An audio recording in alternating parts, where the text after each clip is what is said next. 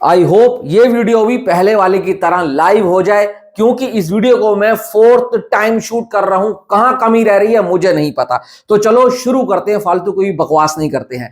देखो, इस वीडियो में हम बात करेंगे 5 रीजंस के बारे में कि क्यों जो L2 ही इम्पुरान आ रही है मलयालम फिल्म इंडस्ट्री से, कि वो कैसे मॉलीवुड की, मलयालम इंडस्ट्री की आज तक की सबसे बड़ी फिल्म बन सकती है। इवन वो भाई साहब मंजूमल बॉयज का भी रिकॉर्ड तोड़ सकती है। उन 5 रीजन के ऊपर एक किस्सा बताना चाहता हूं अपना, जो पृथ्वीराज सुकुमार की एक ऐसी फिल्म से जुड़ा है जो बहुत से लोगों को पता ही नहीं होगा कि उन्होंने 2013 में बॉलीवुड में डेब्यू कर लिया था, जिस फिल्म का नाम था औरंगजेब। भाई साहब अतुल सब्रवाल ने उसको डायरेक्ट करा था। अर्जुन कपूर थे और ऋषि कपूर भी थे, उसमें पुलिस वाले बने थे। उनके 3-4 डायलॉग ऐसे है ना, जो आज तक भी ना मैं अपनी ऑफिस में दोस्तों के साथ कहीं पर भी मार देता हूं, क्योंकि वो डायलॉग ऐसे हैं, इमोशनली इतने अटैच करे थे और डायलॉग्स इतने हैवी है कि पूछो मत। वो बताना चाहूंगा, मेरी पर्सनल चॉइस है। एक तो ये कि भाई अपनों की कीमत सपनों से ज्यादा होती है। क्या जबरदस्त डायलॉग था। एक ये, खून और पसीना नीचे की तरफ बहता है और एक पैसा है जो ऊपर की तरफ बहता है। और एक तीसरा मेरा फेवरेट, मैं ना अमरनाथ गया था, वहां से जब उतरते हैं ना अमरनाथ से, अमरनाथ आपको पता हो जम्मू एंड कश्मीर में है, जो भोले बाबा का शिवलिंग बनता है, जून से लेकर अगस्त तक वहां पर यात्रा चलती है। ठीक है, जब अमरनाथ से आप चढ़ाई नीचे उतारते हो ना, तो बालटाल के रास्ते से आप वापस आते हो ना, तो कोई गया तो जरूर बताना।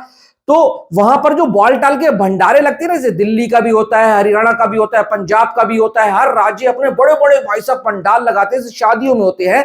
तो वहां पर आप जाओ, खाओ पियो, फ्री होता है सब कुछ। तो हम 3 दोस्त गए थे, 4 दोस्त गए थे, हम जा रहे थे ना, हमारे को रोक दिया, पुलिस वालों ने जाने नहीं दिया। उस वक्त के ऊपर थोड़े दिन पहले मैं ये फिल्म देखकर गया था औरंगजेब। वहां मैंने पुलिस वाला, एक शहनाज था, आज भी मेरे पास उसका नंबर है, उसको मैंने पता क्या बोला, वो डायलॉग सेम चिपका दिया फिल्म का। मैंने बोला पुलिस वाले की वर्दी या तो रुबाब दिखा सकती है या पैसा।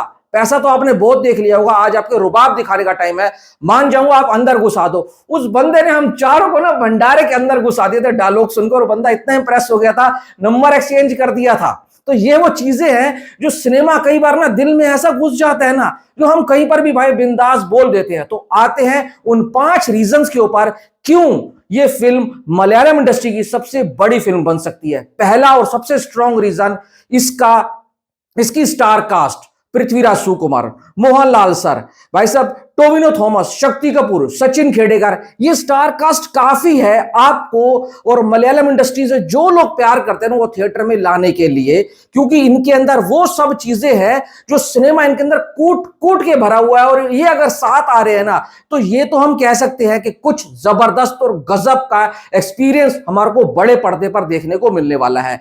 दूसरा reason, budget and scale. Budget इस फिल्म का जो है ना, मलयालम इंडस्ट्री में आज तक जितनी फिल्में आई है ना, one of the highest budget film होने वाली है ये, जो आज तक जितनी भी प्रोड्यूस हुई है। जहां तक मुझे पता है कि भाई पृथ्वीराज की एक फिल्म आई थी गॉड, आड़ू जीवितम द गॉड लाइफ, उसका बजट 160 करोड़ रुपए था। अब रिपोर्ट्स तो बता रही है 400 करोड़। लाइका आया है, सुभाष करण सर इसके साथ जुड़े हैं, तो 400 करोड़ तो नहीं है, क्योंकि मैंने 3 इंटरव्यू देखे जो कि पृथ्वीराज सुकुमार ने हिंदी बेल्ट में दिया है। एक दिया गलाटा को, एक दिया है भाई पिंक विला को, और एक दिया है बॉलीवुड हंगामा को। उन मुद्दों पे ही बात करेंगे, उन्होंने क्या क्या बोला, बहुत इंटरेस्टिंग चीजें बताई। तो ये लग रहा है जिस हिसाब से पैसा खर्च किया गया ना, ये हॉलीवुड के टक्कर की फिल्म होने वाली है और एक अलग ही हमारे को एक एक्सपीरियंस देने वाली है। तीसरा रीजन है भाई साहब इसका फ्रेंचाइजी वैल्यू एंड स्टोरी। देखो स्टोरी लाइन जो सेटअप किया है ना, मुरली गोपी सर ने किया है, और उनकी जो कलम है ना, उनका जो पेन है ना, वो हमेशा से ही अच्छी कहानियां लिखता हुआ आया है। और एक उम्मीद है कि इस बार भी वो कुछ अलग हमें डिलीवर करेंगे जो पब्लिक थिएटर में पागल हो जाएगी। फ्रेंचाइजी वैल्यू है, तो फ्रेंचाइजी वैल्यू होने से एक चीज होती है कि पब्लिक है ना, थिएटर में खिंची हुई चली आती है, क्योंकि उसको पता है इसका जो पहला पार्ट था ना, वो एक कल्ट बना हुआ था। उसका तेलुगु में रीमेक भी हुआ था, जो कि गॉडफादर के नाम से हुआ था। वो क्या कबाड़ा किया था, और चिरंजीवी सर ने बताने की जरूरत नहीं, सलमान भाई का भी कैमियो था।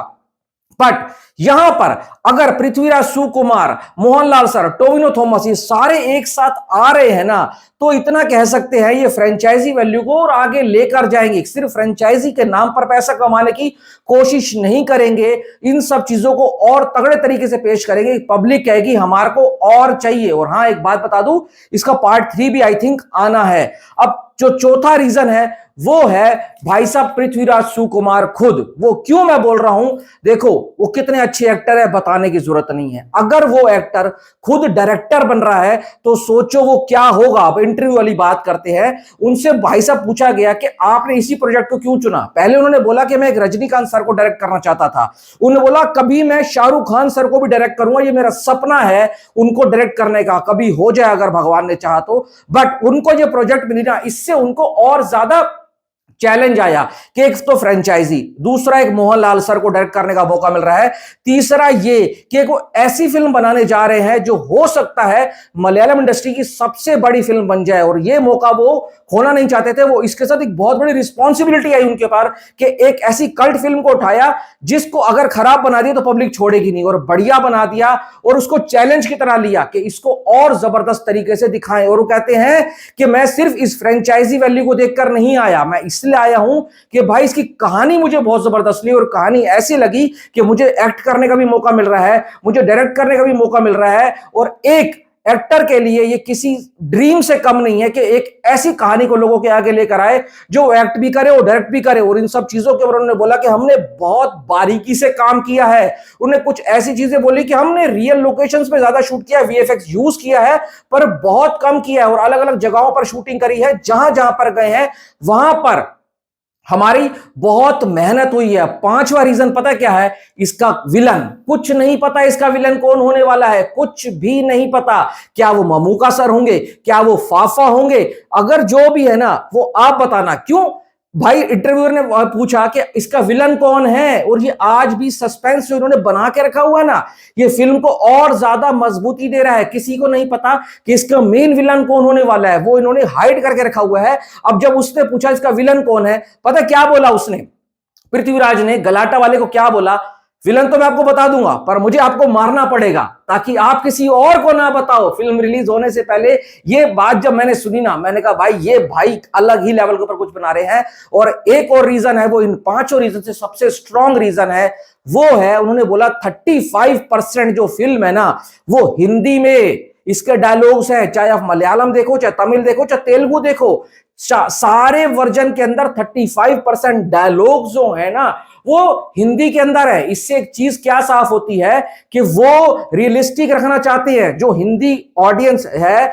उसके साथ जो हिंदी कैरेक्टर होंगे ना फिल्म के अंदर, वो हिंदी ही बोलते हुए नजर आएंगे। तो जबरदस्ती उनसे डब करवा कर मलयालम नहीं बुलवाई जाएगी। मैं आपको एग्जांपल दूं, बताता हूं आपको। फैमिली मैन सीजन 2 आया था, उसके अंदर भाई समंता थी, तो वो तमिल वाली साइड की कैरेक्टर प्ले कर रही थी, तो उसके अंदर उनके जितने भी डायलॉग्स थे ना वो तमिल के अंदर थे। बहुतों ने बोला तमिल में, फिर भी उस सीजन ने क्या धमाल मचाया था। तो यही मैं चीजें कह रहा हूं, जब ऐसी चीजें होती है ना तो डायरेक्टर सीरियस है, ओरिजिनलिटी को बरकरार रखा हुआ है, आपको कुछ भी फेक नहीं लगेगा। तो ये वो रीजन है जो इस फिल्म को खास बना सकते हैं, दमदार बना सकते हैं, और मॉलीवुड की यानी कि मलयालम इंडस्ट्री की आज तक की सबसे ज्यादा ग्रॉसर फिल्म, बड़ी ग्रॉसर बना सकते हैं। बट एक चीज है, वो है डेंजर। क्या डेंजर है? फिल्म कब रिलीज हो रही है? 27 मार्च को पैन इंडिया में है, हिंदी में भी रिलीज होगी, और इनको बहुत उम्मीदें हैं कि मार्को के बाद ये फिल्म हमारी होगी जो उससे भी ज्यादा पैसा कमाएगी। पर आपको एक बात बता दूं, 27 को ये आ रही है, 28 या 29 को सिकंदर आएगी, ज्यादा से ज्यादा 30 को सिकंदर आएगी।